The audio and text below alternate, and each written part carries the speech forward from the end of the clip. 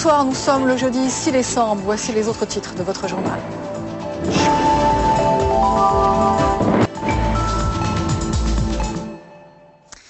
C'est à la section antiterroriste qu'a été immédiatement confiée l'enquête après l'explosion d'un colis piégé en début d'après-midi à Paris.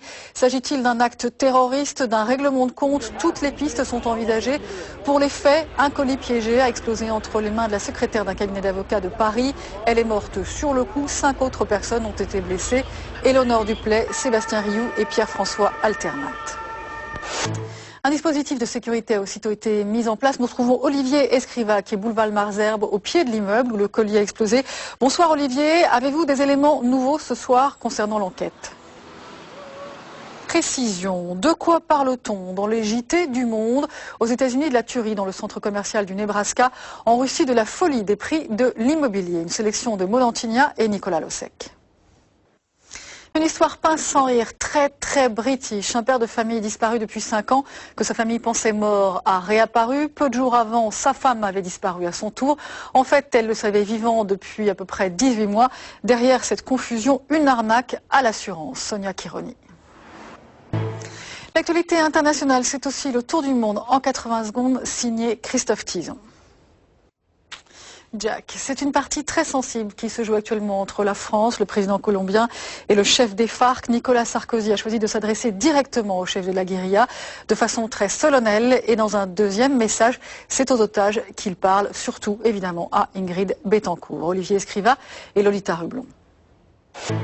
C'est peut-être la femme qui a tiré. Le couple n'est pas passé aux aveux, mais les indices scientifiques ont permis d'établir avec certitude l'implication de l'homme et de la femme interpellés mercredi en Lozère pour le meurtre des 2 gardes civils espagnols. Un 3e homme est toujours recherché. Le point avec Jean-Michel Fauveau.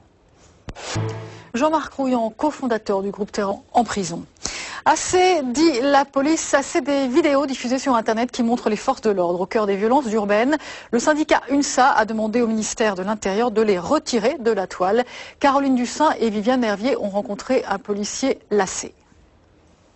Mercredi prochain, le 12 décembre, forte probabilité de grève dans les transports publics. Les négociations bloquent à la SNCF et à la RATP sur les questions salariales. Le reportage de Clément Méric et Benjamin Dard et puis aussi Emmanuel Félix.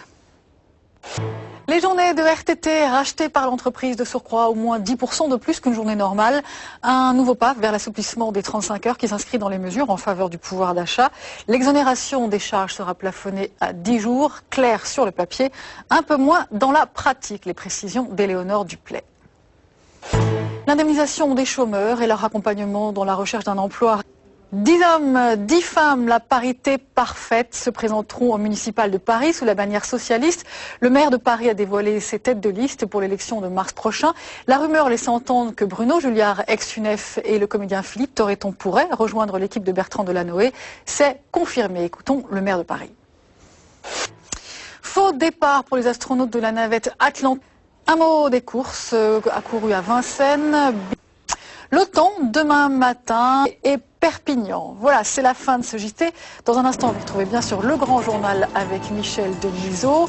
On se retrouve, nous, demain à 18h45. Excellente soirée sur Canal. Et n'oubliez pas, ce soir, Jack Bauer. Merci, à demain.